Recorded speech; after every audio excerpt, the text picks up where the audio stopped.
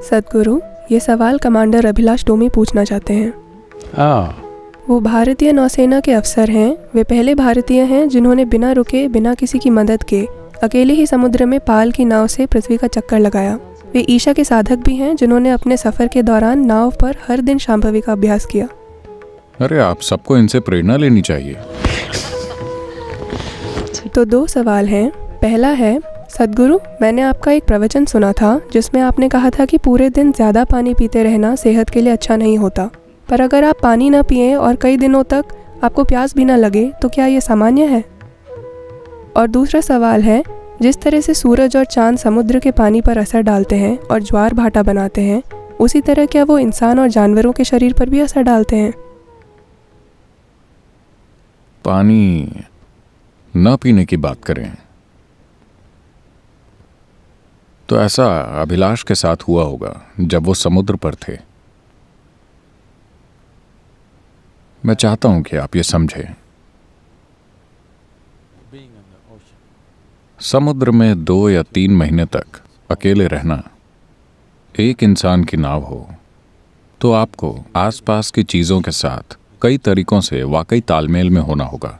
कुछ तरीके आप तर्क से समझ सकते हैं और कई तरीके जो कोई नहीं समझता, पर वो जानते हैं कि ये ऐसे काम करता है। कोई भी व्यक्ति जो लंबे समय तक समुद्र में रहा है वो ये समझता है। कोई भी व्यक्ति जो काफ़ी समय से हवाई जहाज़ उड़ा रहा है वो हवा और उसके बहाव की एक निश्चित समझ रखता है। ये सारा ज्ञान वैज्ञानिक नहीं होता और न ही ये बौद्धिक रूप से सही होता है, लेकिन वो बस जानते हैं कि ये ऐसे होता है और वो हमेशा वैसे ही काम करता है।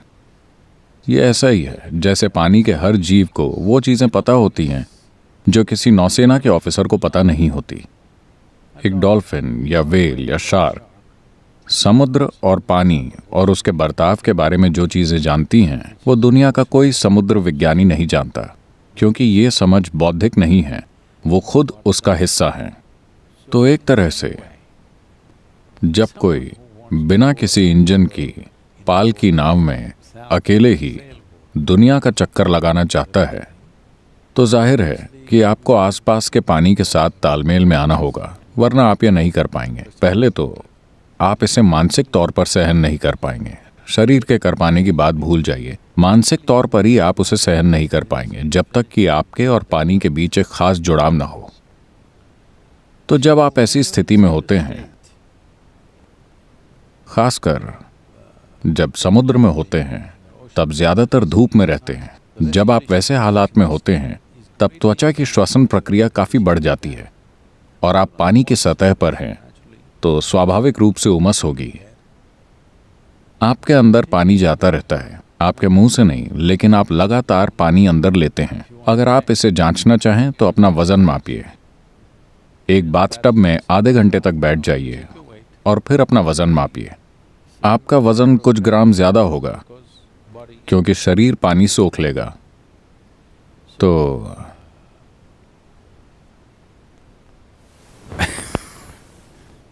मुझे एक चुटकुला याद आ गया, मैं उसे छोड़ देता हूं। तो ये शरीर पानी सोखता है या तो संपर्क में आने पर या हवा में मौजूद नमी से। तो 2 इंसानों में ये क्षमता एक जैसी होना जरूरी नहीं है।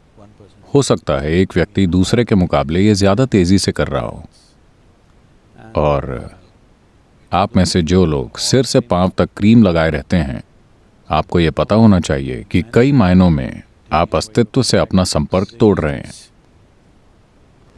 पूरी त्वचा पर चिकनाई लगा देने से वो सांस नहीं ले पाएगी। जब वो सांस नहीं लेती तो उसका संपर्क हवा और पानी और आपके आसपास की दुनिया से आपकी सामान्य संवेदनशीलता कम हो जाएगी। आपका स्नायु तंत्र या आपका नर्वस सिस्टम अपनी संवेदनशीलता खो देगा, क्योंकि सबसे बाहरी संपर्क को काट दिया गया है। अब पूरी दुनिया अपना संपर्क काटने का काम कर रही है। They'll contact the world through the Facebook, of course. मैंने सुना है भालू भी फेसबुक पर जा रहे हैं। तो वो अलग बात है, पर आपकी पानी की ज़रूरत में शायद ज़बरदस्त कमी आई होगी, क्योंकि नमी के हालातों से और उस तत्व के प्रति आपके खुलेपन से ऐसा हुआ होगा। और अगर आपको प्यास न लगे और तब आप पानी न पिएं तो कुछ नहीं होगा, आप ठीक रहेंगे। सिर्फ अमेरिका में पानी पिए बिना आप मर जाएंगे। कहीं और लोग बेवजह पानी नहीं पीते, जब वो प्यासे होते हैं तब पानी पीते हैं, वरना वो रेगिस्तान में भी ठीक रहते हैं। सिर्फ अमेरिका में ठंडे मौसम में सभी पानी की बोतल रखते हैं और लगातार थोड़ा थोड़ा पीते रहते हैं, क्योंकि पानी बेचने वालों ने उनको यकीन दिलाया है कि उन्हें बहुत पानी पीना चाहिए। ज़्यादा पानी पीना, खासकर अगर थोड़ा थोड़ा पिया जाए, तो शरीर उसे सोख लेता है, जिससे सोडियम का स्तर, जो बहुत नाजुक ढंग से संतुलित रहता है, गिर जाता है। बाकी शरीर पर भी असर होता है, पर वो उतना नज़र नहीं आता। लेकिन दिमाग में सोडियम का स्तर गिरने से मस्तिष्क में सूजन आ जाएगी। इसका मतलब ये नहीं कि दिमाग बड़ा हो रहा है। सूजन का मतलब है कि ये एक तरह की बीमारी है, ठीक? दिमाग बड़ा नहीं होता, बल्कि ये सूज जाता है, क्योंकि सोडियम की कमी है। क्योंकि पर्याप्त सोडियम नहीं है, इसलिए संतुलन बनाने के लिए ज़रूरी सोडियम पहुंचाने के लिए दिमाग में ज़्यादा पानी चला जाता है। आपके दिमाग में ज़्यादा पानी का मतलब है कि आप में कीचड़ बन जाएगी। मानसिक असंतुलन आ जाएंगे अगर आप पानी को वाकई सोखने दें तो। देखिए, अगर आप एक बार में ही काफ़ी पानी पी लें तो शरीर तय करेगा कि कितना सोखना है, कितना फेंकना है। लेकिन अगर आप दिन भर थोड़ा थोड़ा पानी पीते रहते हैं तो शरीर थोड़ा धोखा खा जाता है और जितना इसे चाहिए उससे ज़्यादा पानी सोख लेता है। लेकिन मान लीजिए कि अभी आप 2 लीटर पानी पीते हैं, तो ये पूरा का पूरा आपके सिस्टम में नहीं जाएगा। जितना ज़रूरत है उतना वो ले लेगा, बाकी बाहर फेंक देगा। तो समुद्र पर होना और पानी न पीना, इसकी पूरी संभावना है। किसी को सिर्फ इसलिए पानी नहीं पीना चाहिए क्योंकि आपको लगता है ऐसा करना अच्छा है। पानी की बोतलें बनाने वाली कंपनियां आपको यही बता रही हैं, ठीक है? जब आपको प्यास लगे तब पानी पीना चाहिए, बस ये पक्का करने के लिए कि आप पर्याप्त पानी पी रहे हैं। Drink 10% more than what you actually need. जितनी आपको वाकई ज़रूरत है उससे 10% ज़्यादा पीजिए। 2 कप ज़्यादा पी सकते हैं, ये पक्का करने के लिए कि आप कम नहीं पी रहे हैं। अगर आप उस किस्म के नहीं हैं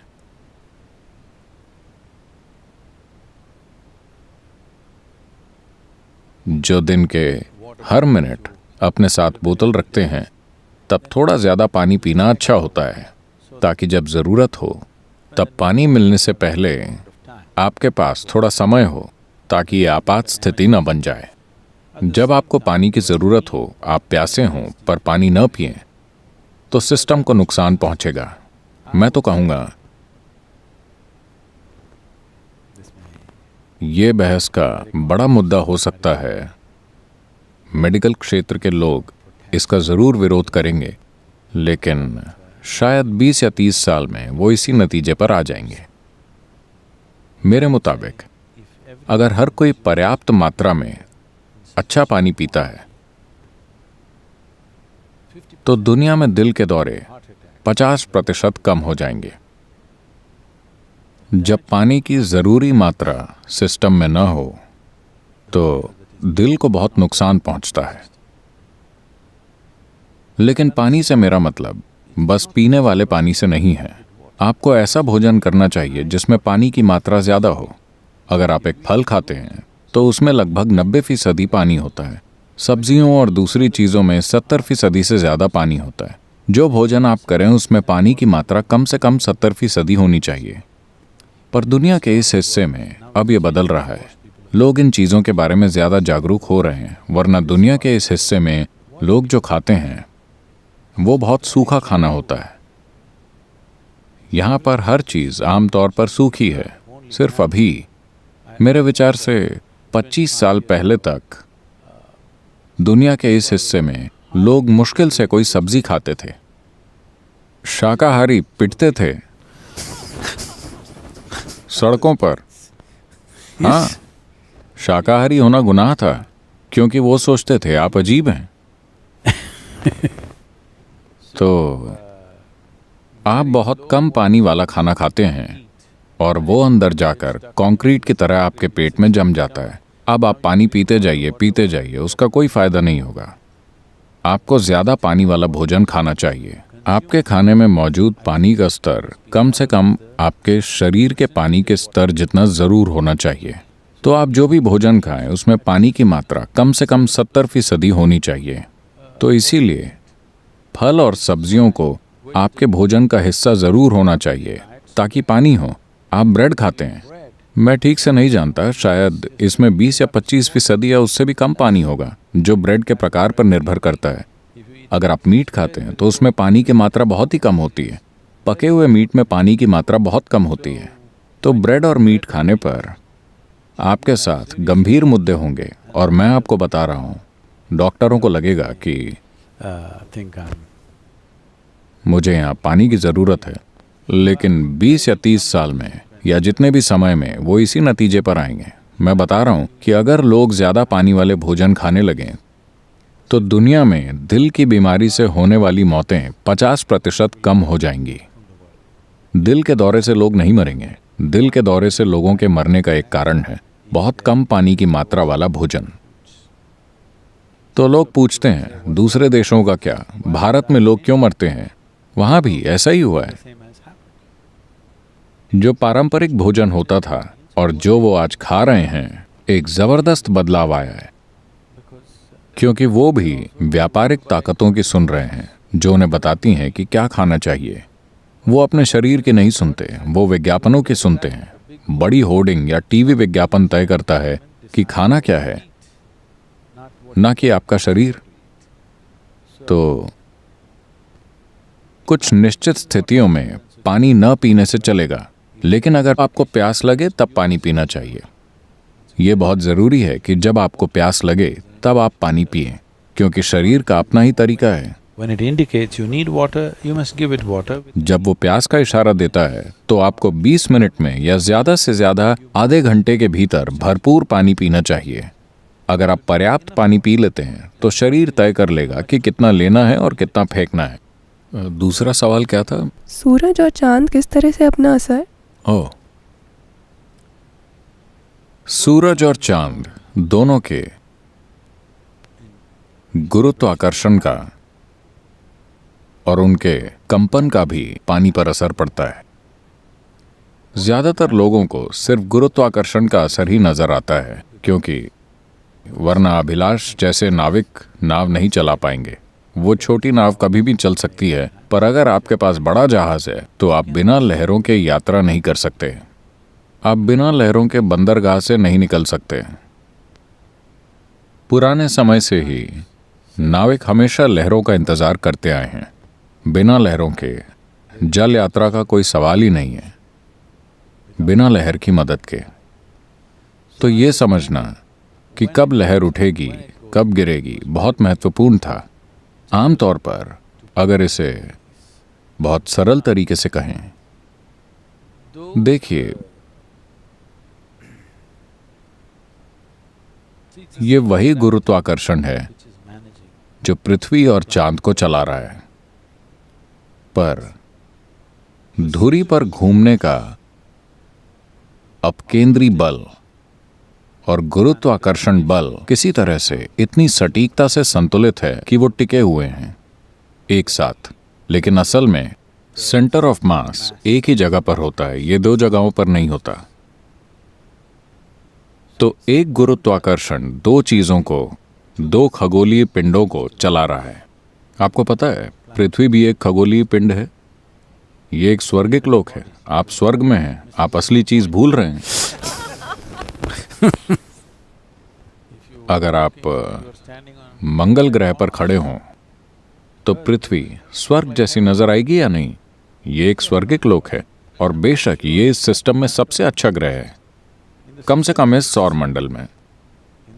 निश्चित तौर पर ये इस सौर मंडल का स्वर्ग है ना? ठीक है, हम इसे बर्बाद कर रहे हैं, वो अलग बात है, पर ये खुद को ठीक कर सकती है। अगर हम गायब हो जाएं तो ये खुद को अच्छे से ठीक कर लेगी।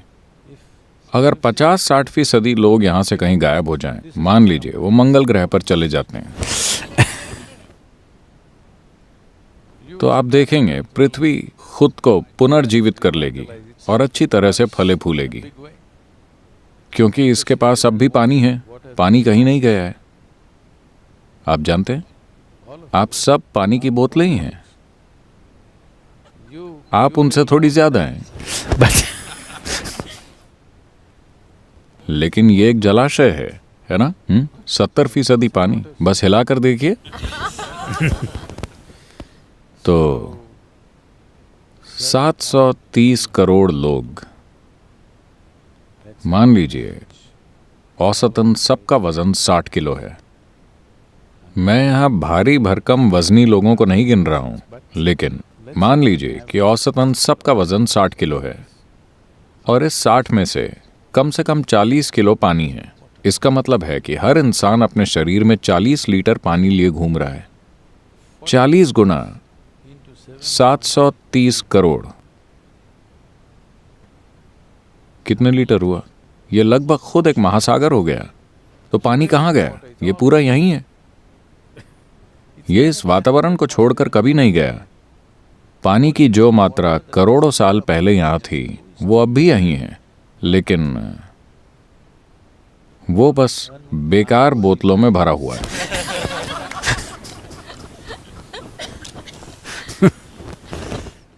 तो सूरज और चांद का असर, गुरुत्व का असर तो नजर आता है, लेकिन कंपन का असर ज्यादातर लोगों को महसूस नहीं होता।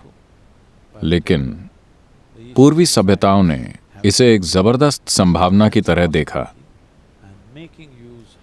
और पूर्णिमा और अमावस्या का कैसे इस्तेमाल करना है, ये खुद में एक पूरी प्रक्रिया है। शायद आपको पता हो कि अंग्रेजों के भारत आने से पहले पूर्णिमा या पूरे चांद का मतलब था 3 दिन की छुट्टी। अमावस्या का मतलब था 2 दिन की छुट्टी। तो महीने में कुल 5 दिन की छुट्टियां होती थीं। कोई संडे मंडे और ऐसी चीजें नहीं थी, सिर्फ चांद को देखकर। क्योंकि ये कोई गणित की गणना नहीं है, ये जीवन से संबंधित चीज है जो हो रही है। जो भी चांद के या सूरज के साथ होता है, जो भी पृथ्वी के साथ होता है, वो हमारे साथ भी होता है। और उससे तालमेल बनाने के लिए आपको उन दिनों पर काम नहीं करना चाहिए। उन दिनों का इस्तेमाल आप खुद को स्थिर और संतुलित करने के लिए, खुद को ऊंची संभावनाओं तक उठाने के लिए करते थे और दूसरे दिनों पर काम करते थे। तो ये 2 दिन या इनके बीच भी चांद की अलग अलग कलाओं में अलग अलग तरह का असर होता है। आमतौर पर पानी में लहरें उठने या ज्वार पर ध्यान दिया जाता है। मान लीजिए कल ज्वार 9:30 बजे था। कल वो 9:30 बजे शुरू हुआ था। आज वो 10:20 पर शुरू होगा, क्योंकि चांद और पृथ्वी के काम करने में 50 मिनट का अंतर रहता है।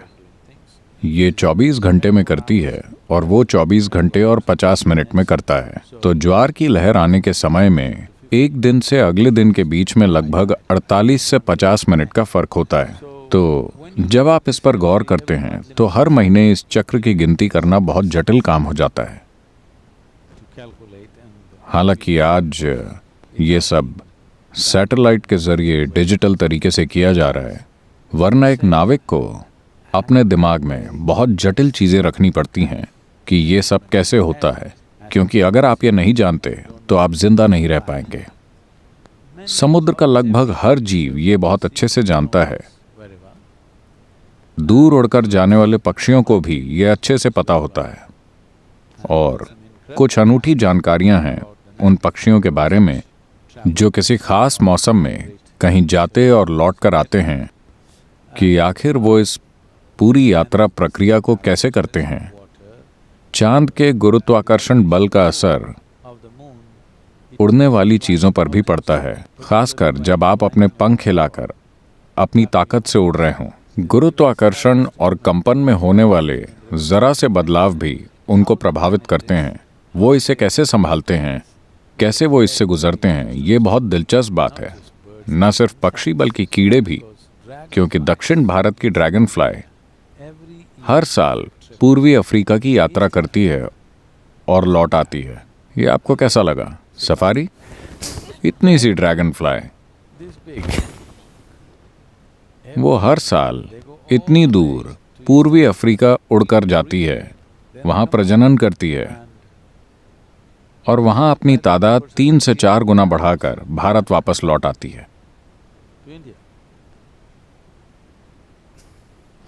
और उन्हें रास्ता मालूम है, वो कभी रास्ता नहीं भटकती। वो हर बार इतनी दूर जाती हैं और लौट आती हैं। लेकिन अब बड़े बड़े जहाज़ों और एयरप्लेन का आना जाना उनको परेशान कर रहा है और उनमें से कई अपना रास्ता भटक रही हैं क्योंकि कंपन बदल गए हैं। एक बड़ा जेट प्लेन गुजरता है और ये उनकी दिशा ज्ञान की क्षमता को पूरी तरह से अस्त व्यस्त और उलझा देता है। मेरे ख्याल से ये हर जीव के साथ हो रहा है, इंसानों के साथ भी, कि हम जो स्वाभाविक रूप से कर पाते थे वो क्षमता खत्म होती जा रही है क्योंकि बहुत सारी मशीनें हैं और हमारे आसपास बहुत ज्यादा कंपन हो रहे हैं, तो संवेदनशीलता कम होती चली जाएगी।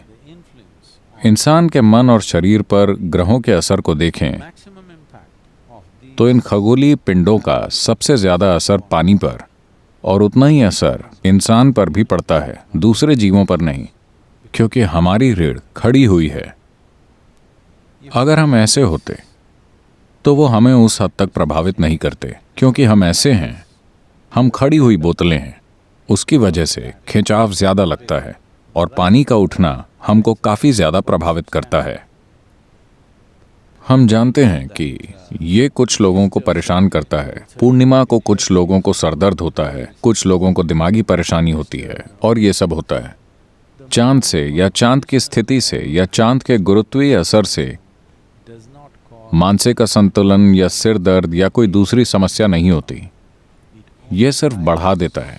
ये उस दिन आपको सिर्फ ऊंचा उठाता है क्योंकि दिमाग पर दबाव ज्यादा हो जाता है, दिमाग में तरल प्रवाह बढ़ जाता है। अगर आप प्रेममय हैं तो आप काफी ज्यादा प्रेममय बन जाएंगे।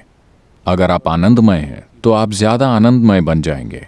अगर आप दुखी हैं तो आप ज्यादा दुखी हो जाएंगे। अगर आप ध्यान लगाते हैं तो आप ज्यादा ध्यानमय हो जाएंगे। अगर आप पागल हैं तो आप ज्यादा पागल हो जाएंगे। चांद कोई खास गुण लाने की कोशिश नहीं कर रहा, बस पानी ऊपर उठ रहा है, उसकी वजह से आपका अभी जो भी गुण है वो बढ़ जाता है। तो इंसान के शरीर पर चांद और सूरज की विभिन्न स्थितियों का जबरदस्त असर होता है। अगर हम इसके पूरे विस्तार में जाएं तो ये खुद में एक प्रक्रिया है। जैसा मैंने कहा, आमतौर पर लोग पानी पर पड़ने वाले सिर्फ गुरुत्वीय असर को देखते हैं, न कि कंपन के असर को। लेकिन आज ऐसे बहुत से शोध उपलब्ध हैं जो आपको बताते हैं कि अलग अलग तरह के कंपन या अलग अलग किस्म की ध्वनियों के प्रति पानी अलग अलग तरीकों से प्रतिक्रिया देता है। पता नहीं हमारे पास वो वीडियो है या नहीं है। हमारे पास क्या उसे चला सकते हैं? तो हम जिस तरह की ध्वनियाँ पैदा करते हैं उसी के मुताबिक पानी अलग अलग आकार, रूप और पैटर्न ले लेता है, जो विभिन्न ध्वनियों के लिए ज्यामितिक दृष्टि से बिल्कुल सही पैटर्न होता है। और आपको पता है कि शेफील्ड यूनिवर्सिटी ने ये शोध कुछ साल पहले किया था। अब लोगों ने मुझे बताया कि नासा ने कुछ छापा है जो बताता है कि उन्होंने सूर्य की ध्वनि को रिकॉर्ड किया है। क्या आपने इसके बारे में सुना है? तो उससे स्पष्ट आम की ध्वनि आ रही है। तो ये चीजें हमारे लिए नई नहीं हैं। हमने इन चीजों पर गौर किया है क्योंकि इस शरीर की हर कोशिका सूर्य से ऊर्जा प्राप्त करती है।